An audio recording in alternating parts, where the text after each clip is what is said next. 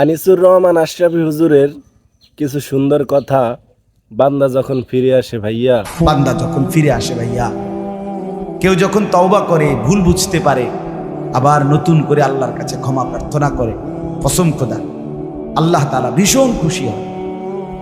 হাদিসে আছে, আল্লাহর কোনো বান্দা যখন তওবা করে, আল্লাহ তখন ফেরেশতাদেরকে বলে, আমার ফেরেশতারা 7 আসমান আর জান্নাত সাজিয়ে দাও। ফেরেশতারা জান্নাত সাজায়, আসমান সাজায়। ফেরেশতারা ডেকে বলে, রব্বুল আলামিন কি হলো যে কারণে আসমান সাজাইলেন, জান্নাত সাজাইলেন? রব্বুল আলামিন তখন বলে, আসলাহাল আবদু মাওলাহু, এক ভেগে যাওয়া গোলাম আজকে তার মনিবের সাথে সম্পর্ক ঠিক করে ফেলেছে।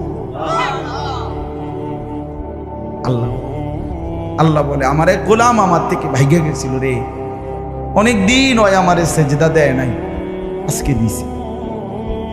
অনেকদিন সে আমারে ডাকে নাই, আমি খুব কষ্ট পাচ্ছিলাম। আমার বান্দা আমার হাতে গড়া, আমার দেওয়া নাক চোখ কান, আমার দেওয়া জবান, আমার দেওয়া জিহ্বা, আমার গড়া বান্দা আমারে ভুলে আমার থেকে ছুটে গেছে। আজ আমার সেই ভেগে যাওয়া বান্দা আমার কাছে ফিরে আসছে।